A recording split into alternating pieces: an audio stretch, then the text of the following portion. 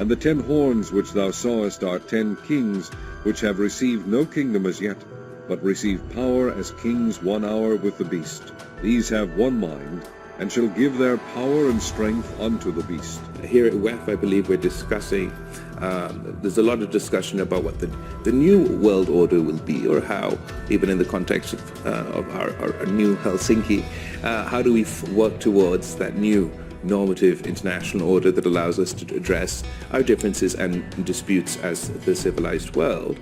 And I believe perhaps we are at the moment in such a hyper-partisan, hyper-polarized time that we're not going to be able to form that new Helsinki today. But I hope going forward we are able to do, we must form and improve our normative and international institutional order internationally so that we can address these complaints. I hope this time round, once we're building this new world order or new rules-based order, the voice of the global south and the developing world is included. Question to Mr. Schwab. I think the metaverse is a great tool to reinvent the way we work, but in general, my question is, in the moment we see quite a big decline in trust in political institutions and also in their representatives worldwide. And a meeting here in Davos, at what extent do you think this can strengthen to build this trust again? I would refer afterwards also to Brad Smith. I think what is essential is to make sure that the system as such, the technology, can be trusted. And one of the village partners, for example, is Interpol. So we work together already with the necessary instances to make sure that the system is as safe as it can be. You need to know who's been vaccinated and who hasn't been. Some of the vaccines that will come on down the line will be multiple shots.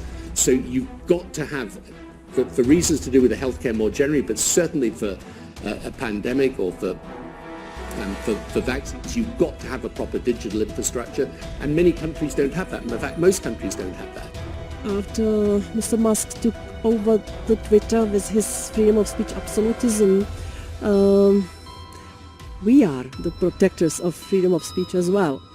But at the same time, we cannot accept, for instance, the illegal content online and so on. So our message was clear: we have the rules which have to be complied with, and otherwise there will be sanctions. I think that the confidence has been weakened, and I had quite high level of confidence when it comes to Twitter. I have to say that we worked with knowledgeable people, with the lawyers, with the sociologists who understood that they have to behave in some decent way, not to cause really big harm to the society. I always felt that this notion of responsibility was there. So this is what I don't feel from Elon Musk personally.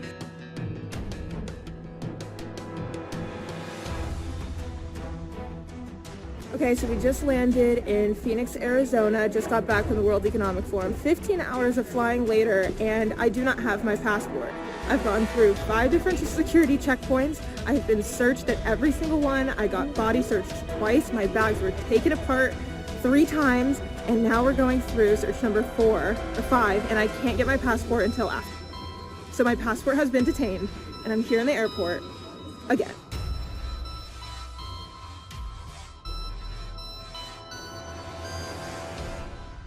Morgan here in Davos, Switzerland, and here's your Day 4 recap of how they're implementing the Great Reset agenda all across the globe. Now, first with climate change, this is $1 billion industry that we are talking about.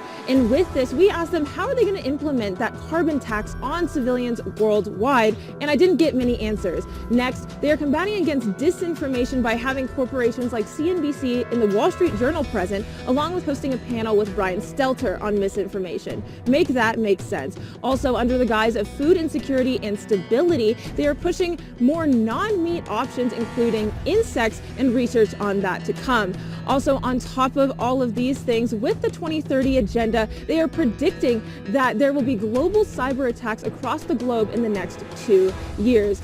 and also that the COVID pandemic is not over and there could be more outbreaks coming very soon. Now, what we have learned while being here at the World Economic Forum is no matter where you are in the country, the WEF has infiltrated every single civilian, even in America. These have one mind, and shall give their power and strength unto the beast. These shall make war with the Lamb, and the Lamb shall overcome them, for he is Lord of lords and King of kings, and they that are with him are called, and chosen, and faithful.